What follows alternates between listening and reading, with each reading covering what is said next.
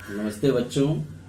आज हम लोग शिक्षण के क्रम में 10वीं कक्षा का व्याकरणिक अंश रचना की दृष्टि से वाक्य भेद का अध्ययन करेंगे।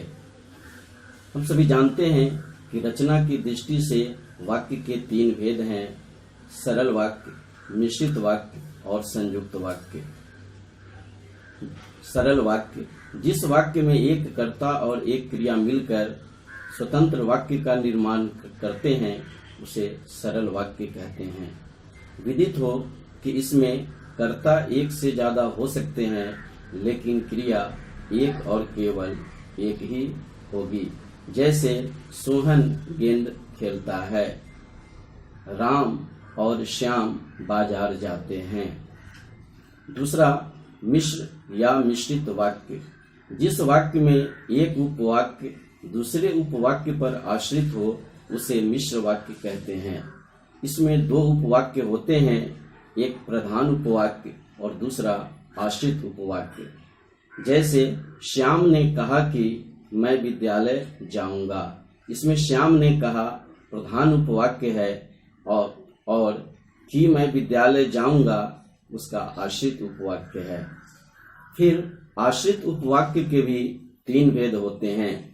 संज्ञा उपवाक्य, इस उपवाक्य का प्रयोग संज्ञा की तरह होता है और इस वाक्य में की लगा रहता है। इसको पहचानने का ये तरीका है कि इसमें की समुच्चय बोधक अव्यय लगा रहता है।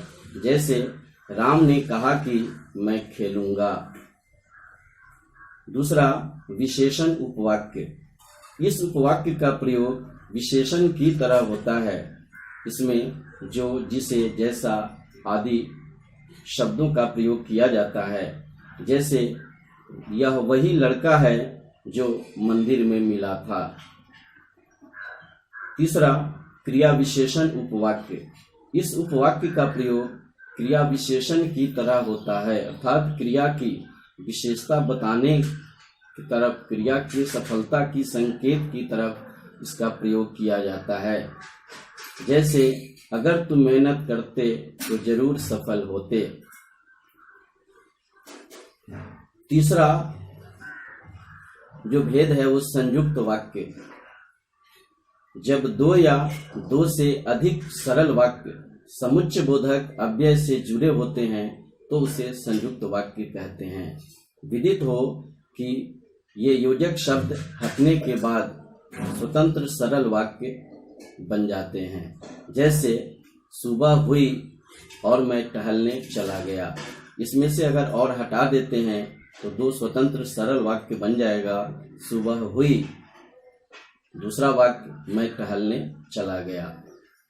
अब इस भेद को अच्छी तरह से जानने के लिए कुछ महत्वपूर्ण बिंदु हैं जिस पर हमें ध्यान देना आवश्यक है।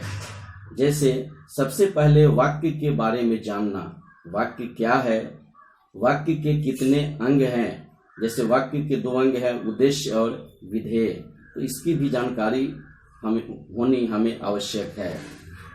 जैसे उद्देश्य जिसके बारे में कहा जाए और विधेय उद्देश्य के बारे में जो कुछ कहा जाए।